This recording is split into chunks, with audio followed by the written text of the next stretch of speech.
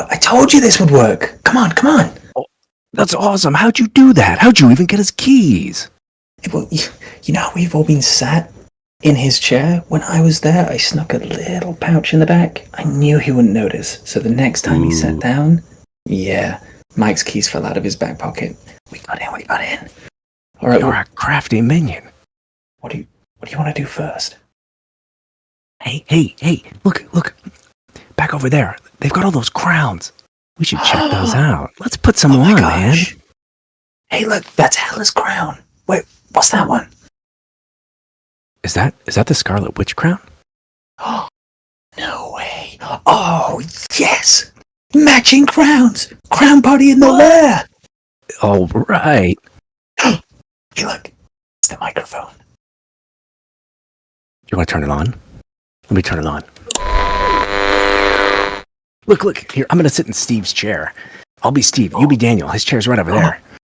I haven't sat in this one yet.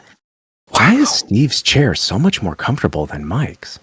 Why is Daniel's vibrating? This is sweet. Mike's was kind of getting smelly. It was very smelly. Do the thing. All right, let's let's do it.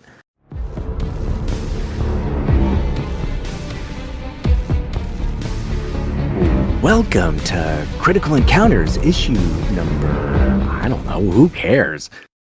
This is a Marvel Champions podcast, right? About Marvel Champions? By Fantasy Flight Games? Something like that? What does Steve say? He says something. Blah, blah, blah. I'm Steve. I'm one of your hosts, Daniel. And on my mind tonight is how much I love Iron Man and think he's so great now. Ooh, and I'm Steve, and I love leadership. Hi, I'm Mike. Oh, jeez, you guys. This is why you're going to be minions for the rest of your lives. Walls full of the world's most powerful artifacts, and you pick the slave crowns. Wait, we picked what? Okay, there you go. So, yeah, the others at the con. Maybe you didn't get my messages. I couldn't make it to the con this year. You guys really need to clear the rooms before you start messing with our stuff. All right. Yes, master. Welcome to issue 220.5. We'll call this not a round table. We'll call this a captive table. Hey, fellas, how you doing? I'm doing so awesome, Mike. How are you doing? You look really handsome today. Oh, glad to hear it. All right, so joining me on this wonderful show. Oh, let me just jump in the chair here. Oh, I have missed this chair. Welcome, Darcy, James, and welcome, Lexicon, Scott. This is my show now. All right, look, I don't want to get stuck with a couple of robots again. Let me just dial it down a little bit. Not too much. I don't want you getting up and, God forbid, running away. But you can get some of that cheer back in your voice. You know, thanks, Mike. We were talking about this actually before you got here. You are our favorite and the smartest. Absolutely our favorite. And it's just we're so happy you were here because we always wanted to party with you in the lair. That's right. You know, we were really hoping you'd be here, and you know, just surprised that you weren't here when we knocked. We just happened to have a spare keys.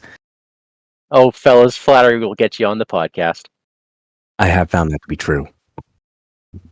All right, well, let's chat some stuff. So on this podcast, you know, we're of course running a little bit behind. We have just finished up Genesis. We're about to jump into Next Evolution stuff, and Age of Apocalypse is already out. Let's talk future stuff. I want to talk Cool. I want to talk Next Evolution, and I want to talk Age of Apocalypse. So we're just going full temporal, is what I'm hearing. Absolutely. Let's just keep doing this. How very cable. All right, so I guess first things first, because no one has talked about this topic to death yet. What do you guys think of the pool aspect? You go first, James. Okay, so my one's going to be real short. I've played 0 games with the aspect. Yeah, that's right. When it first landed I was really excited to get to go and play with a great local game group, and then I had work, and I've been real busy ever since, and I've not played it. So that's my contribution, guys.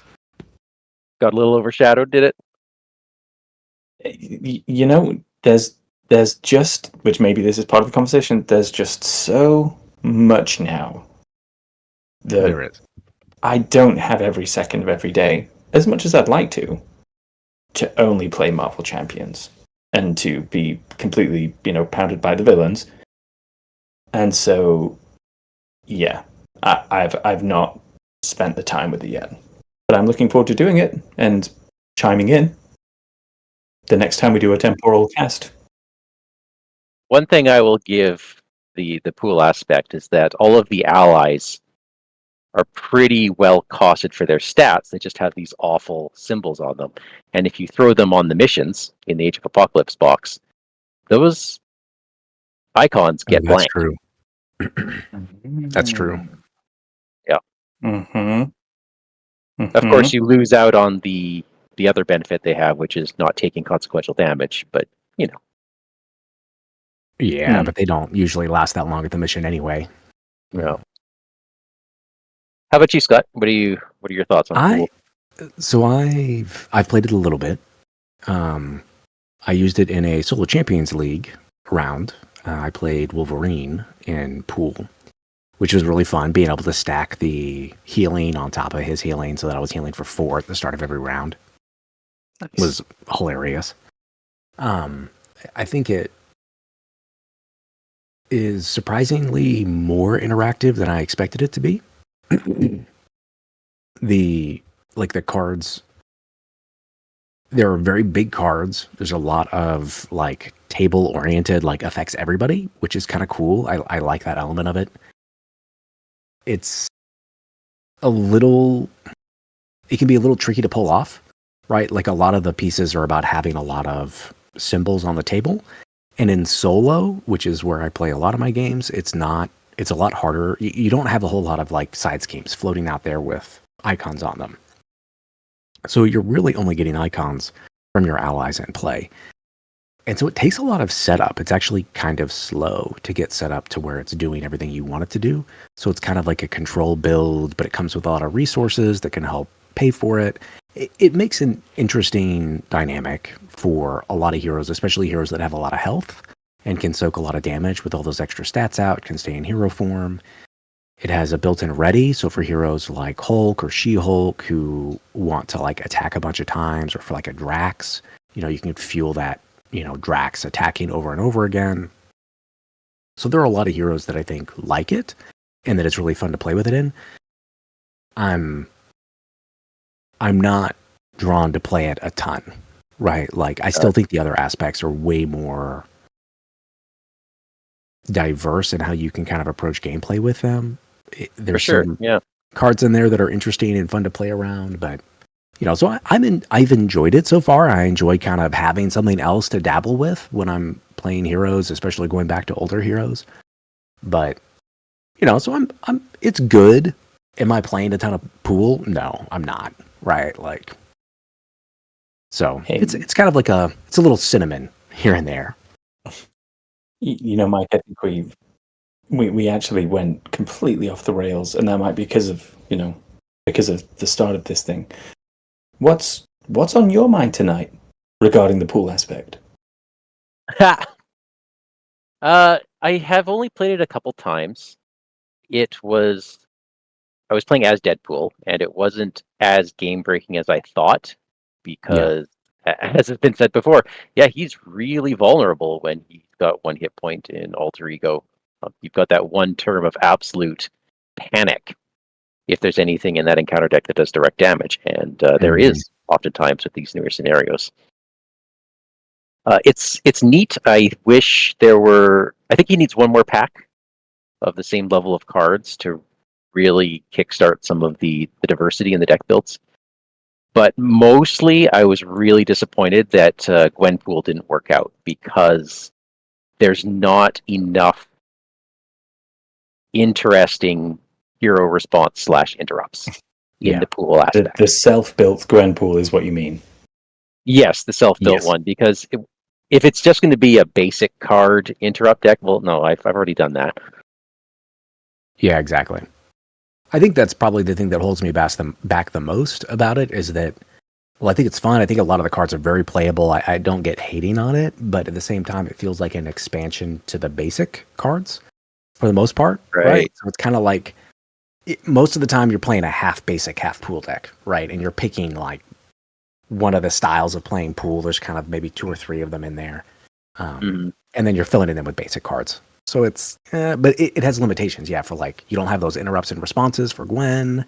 There's no preparations. There's no tactics. Like a lot of those other heroes that need those specialty cards, they don't exist in pool right now. Right. So that it's kind of limited. Yeah. I mean, it would be kind of fun to see. And I will say that in terms of, like the design team is always, look, there's always going to be people everyone has their different feelings, and we all build different decks, and we take them against different counter decks, and like you can never talk about this game in absolute terms, right? I can play the same scenario 25 times. You guys can too, and we can still come away from it saying completely different things, depending on what we were doing and how we were building in our playstyle. I will say that for the pool aspect, I thought it was really kind of funny, the design choice that they made to take some of those, like, nothing cracks me up more than Get in Front of Me. I just think it's so funny as an idea, and like, get ragey. I know, the theme is I do phenomenal. really like it. I really like it. I think designed is off the charts. Yeah, it's really that stuff's really good. Like I joined the game late, but you think about how early on people were like, "Oh man, this basic card." I mean, it's basic, of course. It's meant to be less powered. People are like, "Oh yeah, I'd never put that in a deck now." When it used to be put in a deck, it kind of like it's just a weird way of. I know it comes with consequences, but I do really like the design space, and it's. I know that they're not.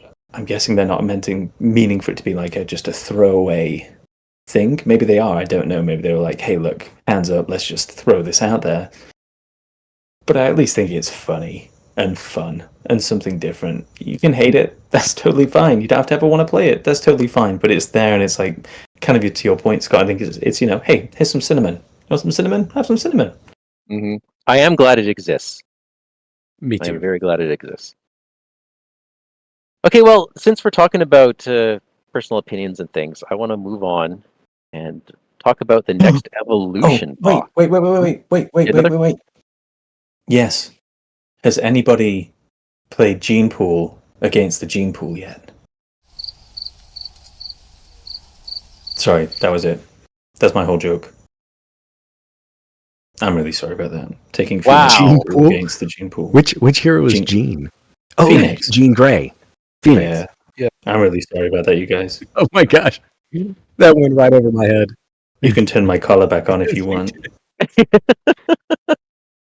I'm putting crickets after that. That's gonna be great. Okay. Yeah. All right. So I'm on record as saying that I wasn't a huge fan of Mutant Genesis, mostly because of theme. And I want to hear your thoughts about box that came afterwards, Next Evolution. How do you feel about the campaign? Highlights, lowlights? Shall we start with Scott? Sure. I've not played it as many times as I would like. I have played the first couple of scenarios a lot. I really like the knock scenario, the Morlocks, saving the Morlocks in the tunnel.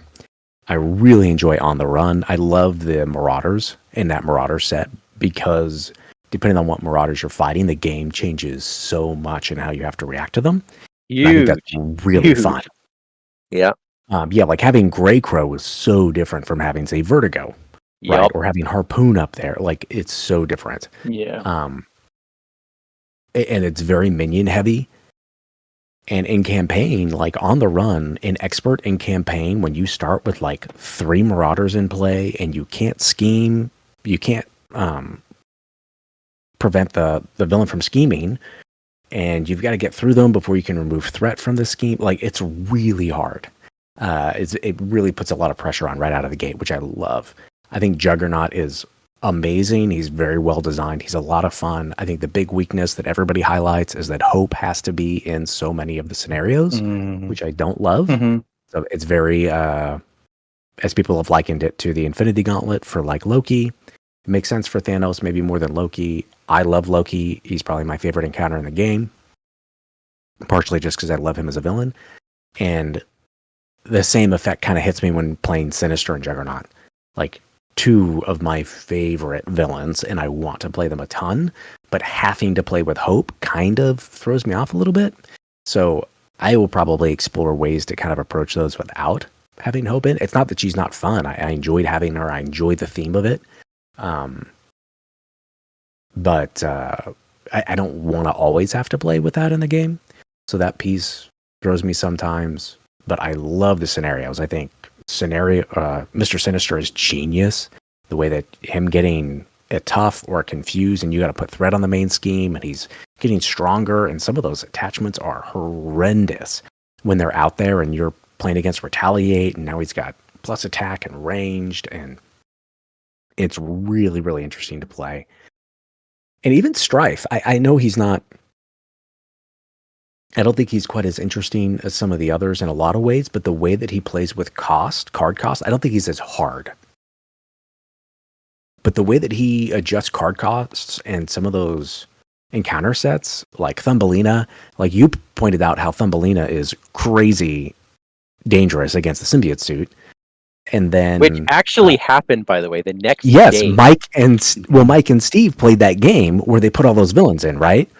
It was or not Mike, Bill and Steve. Yeah, Bill and Steve. Sorry, played that game where they put them all in there, and like Bill got killed. Black Panther died because Thumbelina came out and took out the symbiote suit. It was just amazing, like absolutely amazing. So there are some really cool minions in the box. There's some really cool scenarios. The modular sets, the Liberation Front are really interesting. The Nasty Boys are awesome. I think they're really, really fierce. They have teamwork, which they were more awesome though, right? They were more awesome a few weeks ago. Yeah. They were more awesome a few weeks ago. I've definitely played against some of those and gotten overwhelmed in a way that I didn't expect with modular sets that came in a box, which are usually not the hardest. So all in all, I've really enjoyed it. I'm actually eager to play it even more, but I enjoy the theme too. So that piece really resonates with me and how I want to play it. What about you?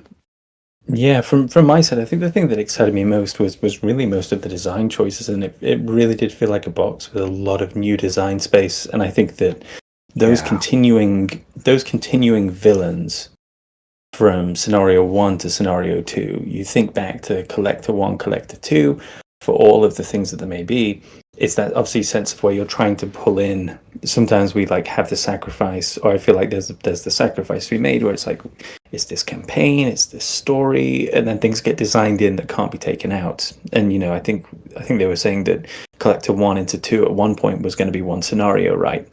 But then they changed it around so it became 2. So having Knock Knock and having that Morlock Siege then running on in was just great. And to your point, the replayability is just crazy because it can be so punishing depending on who it is. It's not dissimilar to I remember playing I think it was Mansion Attack with Daniel at our local game store for one of the organized play nights. And I think we started off with Toad, and we won, but we were the last table to leave because just the tempo hit that we got at the beginning of the game was so crushing. Yeah, that it's great because you can come back and you really groan when you see some of these people come out. Great grow to your point. You're like, oh come on, you really have to deal with this guy again. Like I only ever remember when I get the bad cards. I never remember when I get the ones that are a bit easier. That's right. So I feel like I've played Grey Crow 50 billion times. I haven't, obviously. I'm just, not great at the game. And then going through, like, I get the whole thing with Hope as well.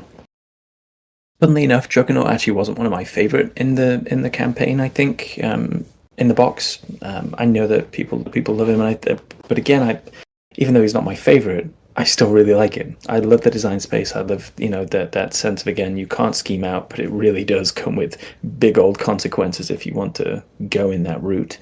And it can be just so crushing if you're not prepared to deal with it when it happens.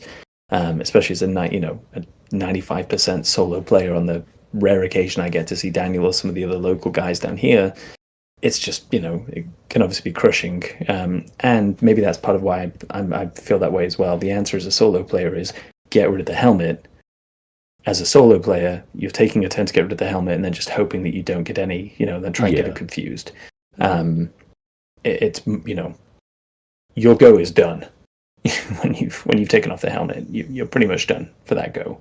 Whereas maybe in a multiplayer game, one person takes off the helmet, and I've played him in multiplayer, and I just kept on being the person to take off the helmet, so I basically had no go for the whole game, whilst everyone else had fun. So I've definitely experienced that. We didn't have to do it that way, but we did. The Hope Summers thing, I totally get it, and it's getting back to the Magneto thing, right? Where we used to have Magneto in other things, and I do wonder, I wonder if, I'd love it for story, and I'd love it for things like that. Maybe some of the maybe we need to have some side schemes that are put in with the, or environments that just become permanent for campaigns. So it's a campaign thing that you have to have hope. But then when it's outside of campaign, you actually really don't have to have hope, which I know is obviously a massive design change, but you put an environment into there. It's kind of like when you go back to Mutant Genesis, if you threw up an environment instead of having it on something else saying like, hey, all attacks are going to be going to Robert Kelly, and you only include that environment when it's happening in a campaign. Yeah, exactly. You could open up that space a bit, and it opens up the modularity for people as well, of course. And then, personal experiences, loved Sinister, love how fast he is, love how he just, you need to go at him because he's coming at you fast, especially when it comes to if you need to control that scheme. Love the pressure. The modulars, I think, are exceptional. Strife, I haven't really gotten Strife. I love the design space because we've not seen it yet. It's so different. But in a card game where you get so many extra cards are your power. So far in solo, maybe I just got real lucky. I need to play him another 25 times. I've played him too few times. I've just gotten really lucky. To be fair, I think I was playing Domino both times I played him, so it could just be that. Yeah, that's true. It is weird, the having to count which card is you have the most of, and stuff like that is a little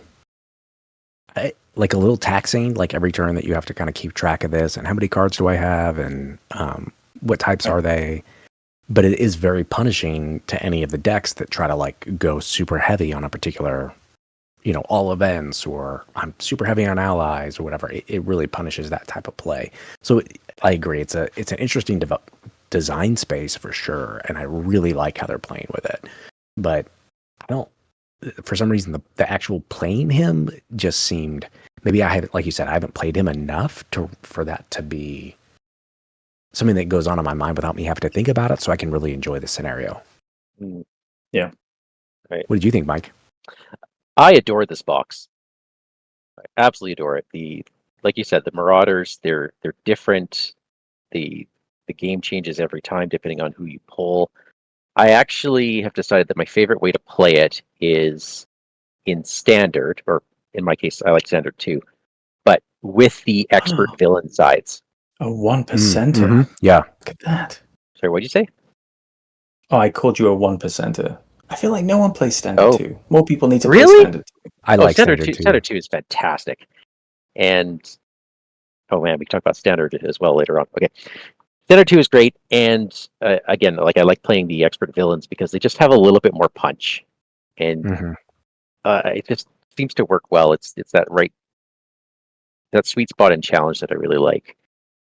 Juggernaut, I don't give a lick about Juggernaut, but Black Tom Cassidy, he's awesome. that just took that scenario another direction, and it's so cool.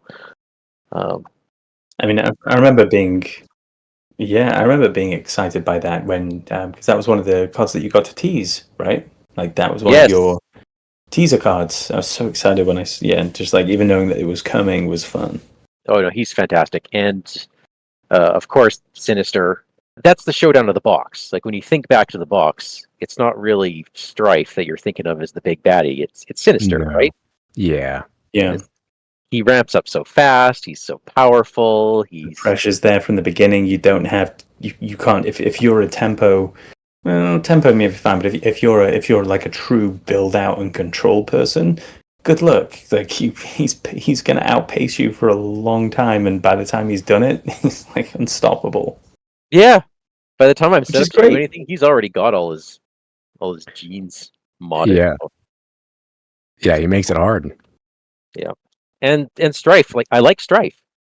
The only problem with Strife is that Sinister just overshadows him, which isn't a bad thing. Yeah. It's not a bad thing. I still like Strife as a villain. And it's funny, right? Because even then when you think about, and you know, I'm not sure how far into the future, how far we're time traveling, but you know, Strife obviously makes a reappearance later on because it's really Strife is really, you know, the person in lore who is under the thumb of Apocalypse eventually. Right. Yes, You know. in the lore, yeah. And so it's interesting how, like, I feel exactly the same way as you gents do in that respect. Strife for me feels like a character. Mr. Sinister for me is like, he's one of the villains, you know, and he's coming back. He's coming back as a prelate. He's coming back as a, you know, yeah, all the things. Yeah, as an overseer. Yeah. Yeah. Of course. Cool. Well, since you brought up Standard 2, let's jump to that next. What do you guys think of Standard 3? And let's start with Darcy this time. Okay, so I've played this a total of 0 times, and I've misread the cards before. Yeah, thankfully I've got a good game group nearby that point out all of my flaws and inadequacies plenty online in our own Discord server and rules questions area. But as someone who has not played it, I will say I absolutely love everything about the premise of it. You know, giving me a space and a pace that I'm familiar with, and then adding this sense as a primarily solo player, I'm not going to be as surprised in the same way typically. I'm typically now, you know, have a sense of what's coming down the pike, and it's guaranteed. Okay, it's almost guaranteed. It's never guaranteed. It's a card guaranteed. game with a lot of chance, Yeah. but it's guaranteed. You know, the amount of times that I remember when I look back at my own time playing the game, you know, when I remember starting the game and I just lost 90% of my games, I think, until I bought Gamora for the first time, who's obviously so easy to pilot as a hero. Sorry for saying hero things. She's so easy to pilot as a hero that it meant that I started winning, which was so boring. But as a solo player, especially earlier on, you know, when you're building decks but don't necessarily have a plan or a way to actually deal with things, or you just don't know what to prioritize when and where, shadows dropping is crushing in compared to multiplayer. Like, I think it came up in a conversation recently. I'm surprised that even things like acceleration, you know, cards with an acceleration icon aren't per player acceleration icons on the main. Yeah. It does not scale in the same way. So in that solo world, yes, you're playing Avalanche, you're done. It's basically That's in sight to good game, scoop. You know, and that's not fair, but having a sense of what's coming as opposed to this one card is going to do it. And the truth is that, you know, especially when you start playing Expert or Standard 2, the amount of times that you're exhausting and then surging, and exhaustion is enough to end a game for you because now your one Hail Mary situation was that. And so I don't know, yeah, with the old Shadows of the Past, love it. It was great. It brought it out. It did all the things at once, but I really like this choice because it was one of the biggest cries from everyone was like, oh, we've got these amazing people. We need to start just putting them in as modular encounters because we want to see them. We want to see them, like all of this energy, like go back through every single, like the whole podcast is a testament to this, right? Go back to every single time that we've talked about it. It's like, sometimes we're not sure, like Avalanche actually to Quicksilver, ironically, where we're like, oh, I don't know what that was about. I think it was Drew, Dr. 00, or Drew, who did it. And you're like, I don't really know why this guy's turning up here, but he's awesome, and I wish he came out more often. Yeah, I love the fact that this brings them out. Like, we paid for these cards. Let's play with them. Totally. Yeah. Well, and some of the best characters are hiding in our Nemesis sets, right? Mm-hmm. Like, you know, characters that I want to see come out. And a lot of times they just never would, right? Like, you would play game after game after game, and it's like, how many times did Star-Lord pull his Nemesis set? Like, almost never. And especially if it's a hero like well, no, Star-Lord Adam did because Warlock, he had so many or counter cards. well, yeah, that's true. Star-Lord, you know, he totally. well, I don't did. know. With Star-Lord, he wins in like two turns. So if it's solo, so you don't actually reveal very many of those cards. But you win or you lose, right? In about 2 turns. But even heroes like Adam Warlock or Doctor Strange, you wouldn't see their Nemesis sets because they have too many cancels in their deck, right? It's too easy to cancel that reveal. And most people would want to cancel the reveal. It's like Shadows, we cancel it, right? But we want to see the megas, right, Mike? Oh yeah, of course. I believe really early on, we were thinking about this. Hey, what would be a nice house rule? Oh, maybe you have a counter, and after 4 rounds, your Nemesis comes out. This is basically that. Yeah. So I can't poo-poo it. It was practically the same as the idea we came up with. I don't think I will ever play it in a campaign though, because I don't want it to get too samey, like, which is why Shadows of the Past traditionally, it worked as it was, so you didn't always have to deal with the Nemesis. But for all those one-offs I play, where I'm bringing in a hero that I haven't played with in a while, yeah, I'll throw in Standard 3. Get to see their Nemesis, see how it works, see the whole package. Absolutely. And I think that's part of the interesting thing as well, right? Is that now we're also used. I know we're meant to be talking about Standard 2 kind of and Standard 3, but we're also used to how Standard 1 works. And Standard 3 is obviously has a lot of just a copy paste situation, just brings things out in a different manner on more of a timer.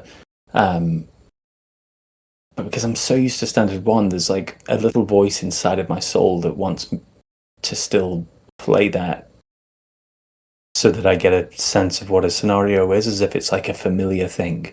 As much as I absolutely hate seeing Red Skull's darn face pop up with his sneaky little smile on an advance, I still know it, if that makes sense. So it's like, it's almost like, I know a lot of people like to deck test against certain different scenarios and things like that. I'm so used to Standard 1 that I almost feel like I still want to play scenarios with Standard 1 so I get a sense of the scenario, as if that's like, and then because I've just been so conditioned that that's like such a part of almost the inescapable part, even though I clearly don't play Standard 2 as much as you guys. Maybe that's the thing. Well, you bring up a good point in that if you're deck testing for a scenario, you want to test it against the scenario. You don't necessarily want to test it against your Nemesis. Right. Yeah. Scott, did you have any other thoughts to add? No, I mean, I really like it. I love the fact that we get to see our Nemesis sets more. I think I do wonder when we're going to get Standard 4, where we get a little bit of Standard 3 and a little bit of Standard 2, right? Standard 3 is going back. The difficulty level to me feels very Standard 1. Yes. So the cards that come out, the boost effect is that you add to that that environment that advances your Nemesis coming out, and there's no other counters on it, right? So it's kind of a whiff for the villain for the most part. It does advance your Nemesis coming out, but it's not hurting you a whole lot of other ways. And a lot of times when they trigger, they're not. It's not the worst thing in the world, right? It's very normal, very standard. So I would like to kind of see those two dynamics working together a little bit. Standard 2 can be a little swingy, but I like it in a lot of heroes because the standard, you don't have those expert cards to give you the surge, right? If you're playing just Standard 2, no expert. And it helps offset those cards like Exhaustion and what's the other one? There's Master Plan, Exhaustion. Yeah, what's the other one? Under Fire? Under Fire, that's the one. Yeah. Good job, Darcy. I look at the picture. Actually, this is a whole separate topic. The amount of times that I've really fallen into, I've finally gotten familiar enough with the cards that I'm unfamiliar with them again. I just look at the picture, and if I actually stop and look back, silly things like I can play 25 games with Storm and then realize, oh, it actually generates her crown thing generates the resource for the weather I'm in. And the whole That's time right. I've just been playing it like it's like, oh, it's Oh, a wild yeah. resource. Well, Like generates the whatever, wild or you know? something. Yeah. As soon as you Exactly. proc it, yeah, you're just making it up from that point on. Exactly. One Complete winning bias.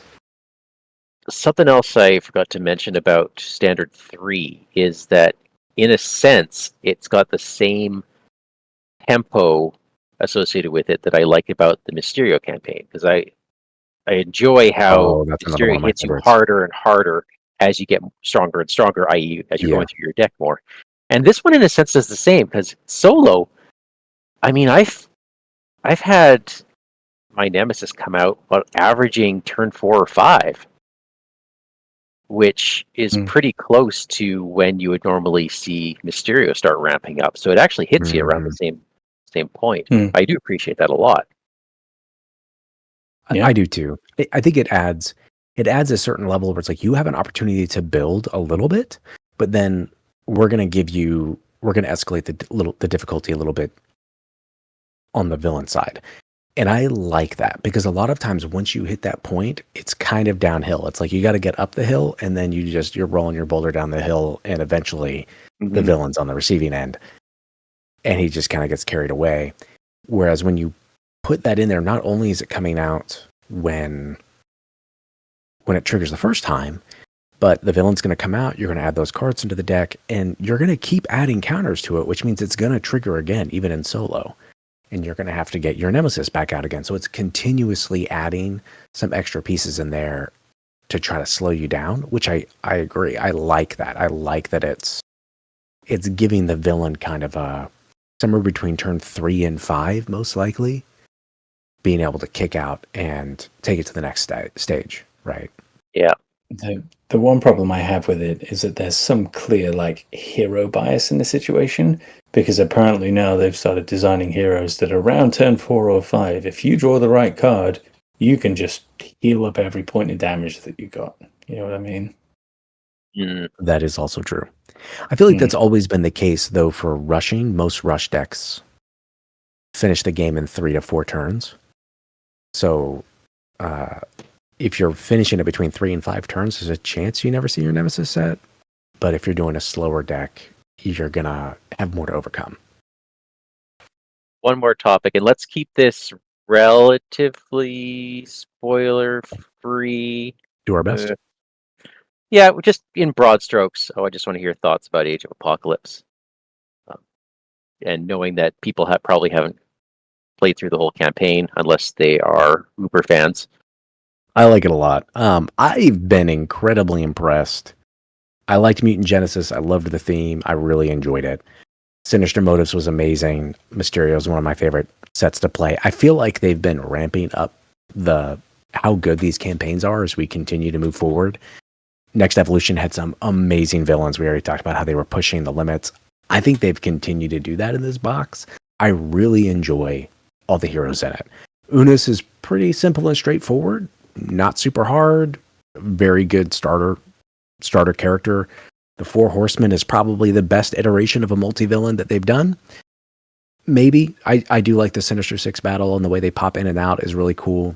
But the Four Horsemen is an awesome set. Very well designed. I love Apocalypse. It took my brain a little bit to understand how that encounter needed to work, the first encounter with the Apocalypse. Dark Beast is a blast. I love the modular sets we're getting with him and the being able to kind of travel. And then the final Apocalypse is an amazing battle. I've only played him once, but like the superpowers were coming out. He was shrinking and getting bigger again, and the form changing is really cool. It's just everything about it is fun. The characters are awesome. The art is awesome. I think they've done a phenomenal job with the box. It's very engaging. I've loved playing it, and I'm very excited to get back and play it some more. Cool. I've only And- played the first scenario, and I've really enjoyed it, even though it's just the introductory scenario. And I thought, oh, it might be too finicky keeping track of this gene pool stuff. I actually really like how it played out in the end, and it Yeah, ramps it's up not. enough that you can't It does. always keep that under control. The Yeah, design space for that is great. I it was think really well that done. is great. It's great. The permanent side ski concept, they kind of had it a little bit with Operation Zero Tolerance.